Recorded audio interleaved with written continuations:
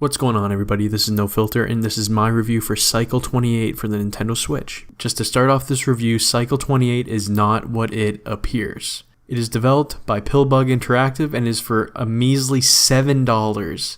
And guys, this is a must-buy. I'll tell you that right now. A must-buy.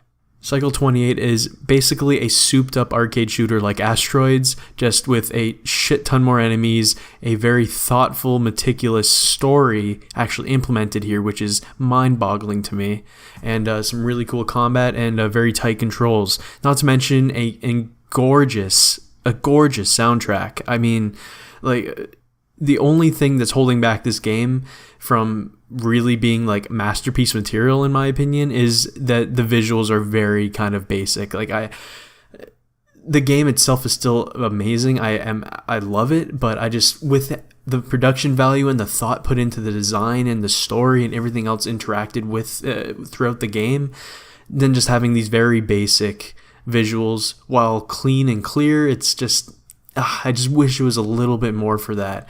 That really is like the only negative I can think about for this game, because the game is fantastic. So basically, I guess what you could say, the game is like a roguelike and you're just trying to chase the high score. However, with every play that you go through, every time you beat your high score, you unlock a new power-up for your ship.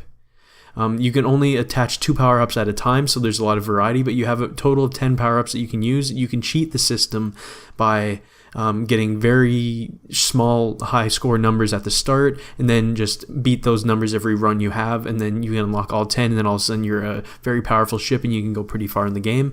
Or you can play normally and then you're always chasing for that high score and you're unlocking something while you're doing it. But that's not the only thing pushing you ahead in this arcade shooter. One of the most interesting things in this game that I just can't believe is actually implemented is an intriguing story. So essentially, you are a pilot that is lost in space. There are enemies attacking you. You have no idea why. And for some reason, every time you're going through and fighting, you're remembering basically that you were just attacked and you were just killed. And you're in this infinite loop of replaying the same thing where these enemies are coming to attack you, you have no idea what's going on, and you uncover new mysteries throughout every run that you make. The further you get, the more information you unlock, and all of a sudden, you're playing at the start and you're thinking you're stuck in a cage basically with all these enemies attacking you. All of a sudden, maybe that cage isn't actually a cage anymore. Maybe you can get outside of that cage. Maybe there's more to this. Maybe you can get past these cycles that you're going through. Maybe you can get past the cycle 27 that you're in and get to cycle 28. Maybe you don't need to be involved in this Groundhog Day aesthetic experiment anymore. Maybe you don't need to be doing the same thing over and over again, and it builds on that and creates an interesting mystery that you are really looking forward to going through and playing and understanding and seeing what happens, because it could either be something really cool or really not. They hint at it with the gameplay title screen, but then you don't see much of that after that. It's just the gameplay. It's very, very interesting, and for $7, I mean, this is a steal. Like the gameplay itself is really fun. The momentum-based shooting, it's a little bit of time to get used to, but I love that with games like this where you have to learn the controls and master them and do better.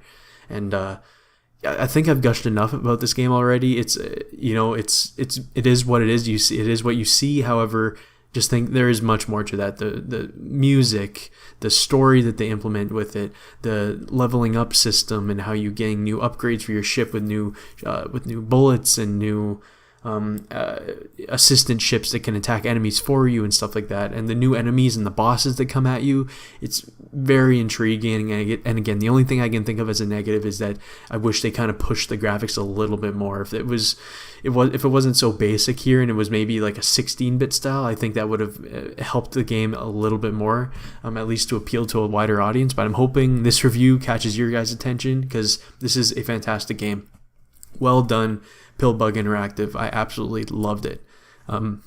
Yeah, there it is, guys. There's my review for Cycle 28 for Nintendo Switch. I hope you guys enjoyed it, and I will see you all next time.